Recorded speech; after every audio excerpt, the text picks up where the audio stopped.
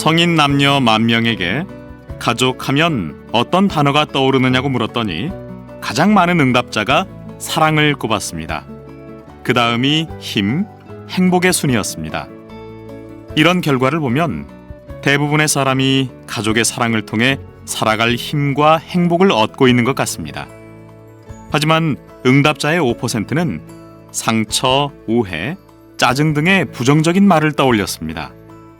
가족에 대해 아픈 기억을 갖고 있는 사람 또한 적지 않은 셈이지요. 그래도 누구에게나 가족은 소중한 존재일 겁니다. 무엇보다 소중한 가족에게 오늘 사랑의 말 한마디씩 해보시는 것은 어떨까요?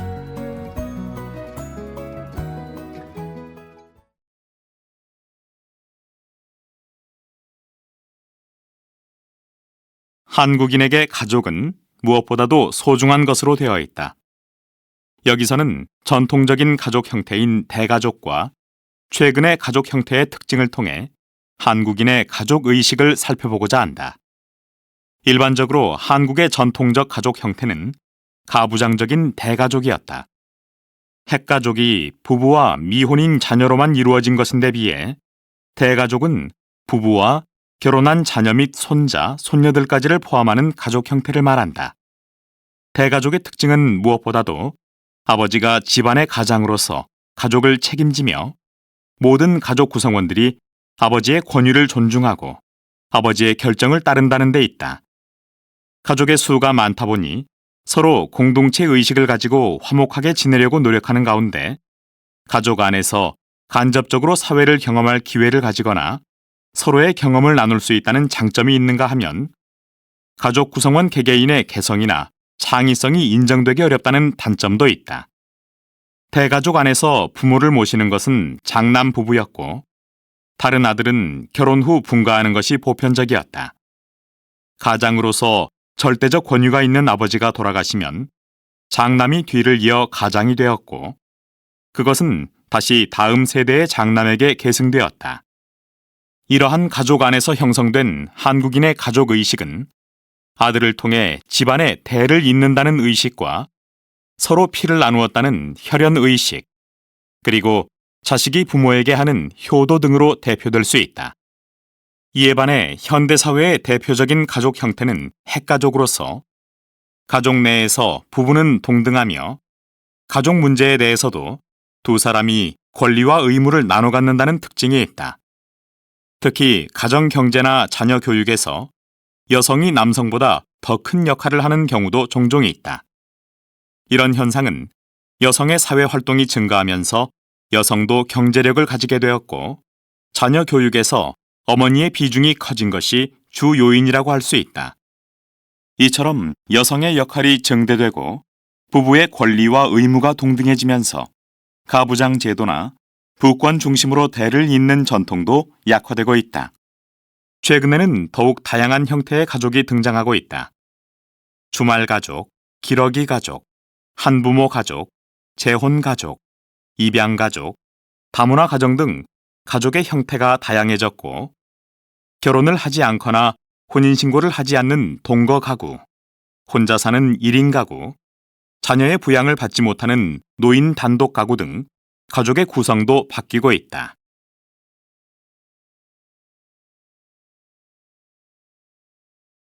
사회 변화에 따라 효도의 모습도 많이 바뀌고 있는데요. 전통적인 효도의 모습은 어떠했는지, 최근에는 어떤 변화가 있는지에 대해 두 분 선생님과 말씀을 나눠보겠습니다. 한국 사람의 의식에서 효도는 가장 중요한 마음이었지요. 자신을 낳아주신 부모님을 가장 중요하게 여기고 항상 감사하는 태도로 부모님을 대했습니다. 부모님께 물려받은 머리카락 하나도 소중하게 여겼으니까요. 네, 그렇습니다. 부모님 살아계실 때는 아침 저녁으로 인사를 올리며 부모님의 건강에 늘 신경 쓰고 돌아가시면 부모님 산소 근처에서 3년상을 지냈지요. 이에 반해 요즘은 효도에 대한 의식이 약해지다 못해 없어진 것 같아 걱정이 됩니다. 핵가족이 되면서 자식을 귀하게만 키워서 그런 것 같습니다. 네, 저도 요즘 젊은 부모들이 아이들을 너무 보호하기만 하고 효도에 대한 생각은 키워주지 못하는 것이 아닌가 싶어요. 그렇지만 자세히 보면 젊은 사람들도 자기들의 방식으로 부모님에 대한 마음을 표현하려고 해요. 예를 들면 딸이 엄마와 친구처럼 지내는가 하면 아들도 결혼해서 분가를 하는 경우가 많아지기는 했지만 부모와 더 가깝고 친밀하게 지내지요. 옛날과는 형태가 달라졌지만 자기 형편에 따라 자유롭게 표현하는 효가 된 것 같아요. 하긴 부모들도 자식들에게 기대하는 것이 많이 바뀌고 있어요. 예를 들면 늙어서 자식들과 같이 살고 싶은가 하는 질문에 대해 많은 사람들이 같이 사는 게 불편하다고 응답했다고 합니다. 오히려 자식들이 경제적으로 지원을 해주면서 부모의 독립적인 생활을 존중해 주기를 바라는 사람들이 많다고 합니다.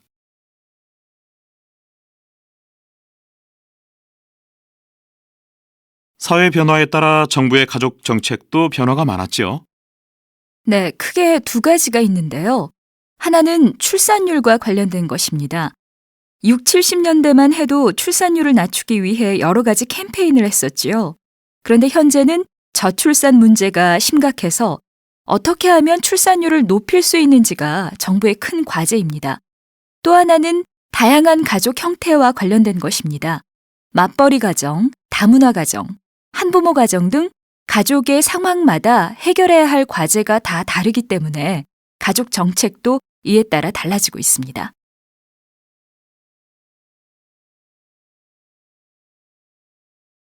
지금부터 회의를 시작하겠습니다.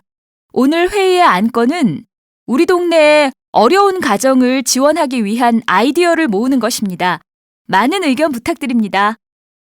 네, 제 생각에는 무엇보다 우리 동네 맞벌이 가정의 아이들을 위해 공부방을 좀 마련해 줬으면 좋겠습니다.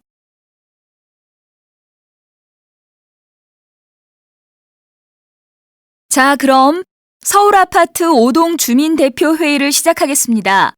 오늘 회의의 안건은 어려운 문제가 있는 가정을 지원하기 위한 아이디어를 모으는 것입니다. 구청에서 공고가 났는데 가정 지원 정책에 대한 제안을 주민들에게 받은 다음에 심사를 해서 좋은 제안은 상도 주고 실제 정책으로도 만든다고 합니다. 많은 의견 부탁드립니다. 제 생각에는 무엇보다 우리 동네 맞벌이 가정의 아이들을 위해 공부방을 좀 마련해 줬으면 좋겠어요. 학교 끝나고 집에 오면 애들끼리만 집에 있어야 하는데 위험하기도 하고 숙제 같은 거 도와줄 사람도 필요하고요. 네, 저도 전부터 그런 생각을 했는데요. 마침 우리 동 주민센터 2층에 빈 방이 하나 있으니까 거기를 아이들의 공부방으로 하면 어떨까요? 컴퓨터나 책상은 구청에서 제공을 받는 걸로 하고요. 공부를 지도할 선생님도 필요할 것 같은데요. 우리 동네에서 가까운 한국대학교에 협조를 구하는 것은 어떨까요? 자원봉사해줄 대학생들을 찾을 수 있을 것 같은데요. 아, 그거 아주 좋은 생각이십니다. 저는 다문화 가정도 좀 도와줬으면 좋겠어요. 우리 옆집 새댁은 필리핀에서 왔는데 한국말을 못하니까 매일 집에만 있어요. 그 집 할머니도 며느리하고 말이 안 통하니까 힘들어 하시던데요. 가족들끼리 말이 안 통하면 얼마나 답답하겠어요. 무엇보다도 그런 결혼 이주 여성들에게 한국어를 가르치고 한국 생활에 적응할 수 있도록 도와주는 프로그램을 구청에서 개설하는 것이 필요해요.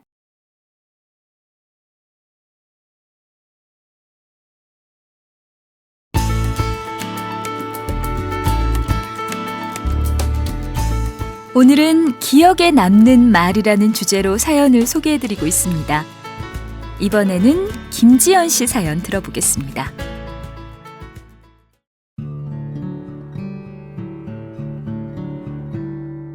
제 어머니는 어렸을 때부터 제가 무엇을 해도 항상 너를 믿는다고 하셨어요. 저는 이 말을 들을 때마다 행복하고 어떤 일도 할 수 있다는 자신감이 생겼어요. 나를 믿어주시는 어머니가 계시다는 생각을 하면 두려울 것이 없었지요. 세상의 어머님들, 자녀들에게 너를 믿는다고 해주세요. 그러면 그 아이는 더 자신 있게 인생을 살아갈 거예요.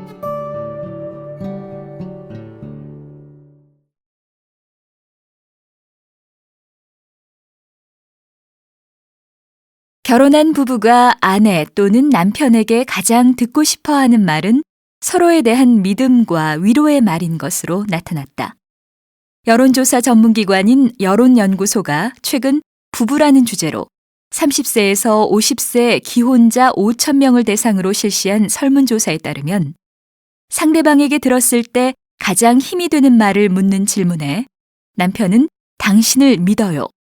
아내는 많이 힘들지요. 라고 응답했다.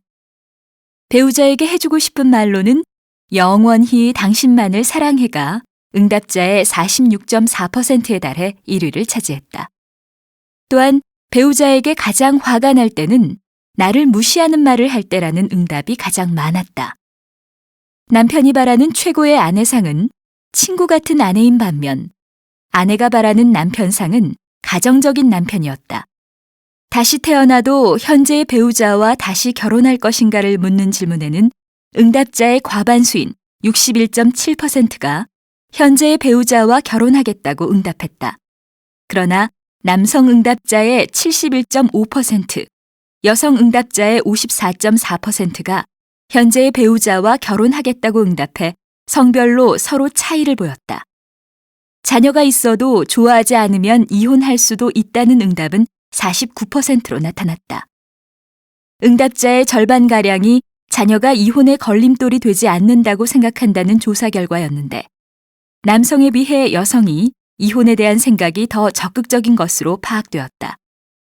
또한 맞벌이를 하더라도 집안일은 여자 책임이라는 생각에 동의하는 응답자는 여성뿐 아니라 남성도 37%에 그쳐 가사 분담에 대한 사고방식이 종전과 많이 달라지고 있는 것으로 분석되었다.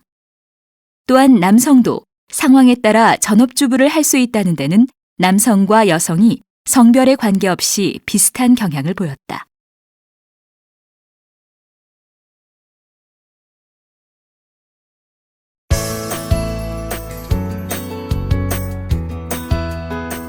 안녕하십니까?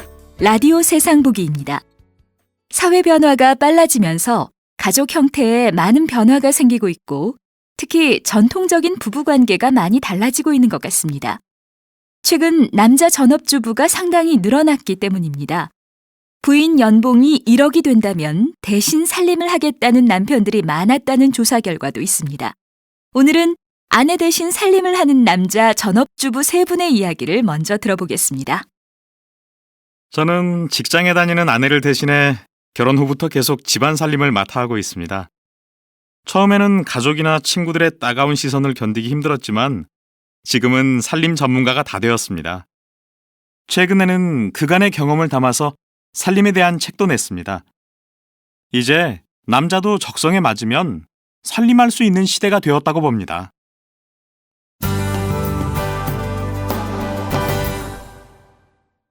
저는 직장에서 해고된 뒤 직장 생활하는 아내 대신 어쩔 수 없이 살림을 하게 되었습니다. 가사노동이 생각보다 힘들고 설거지할 때는 내가 지금 뭐 하고 있나 하는 생각도 들어서 마음이 편하지 않습니다. 부모님도 못마땅해 하시지만 뭐 어쩔 수 없지 않습니까?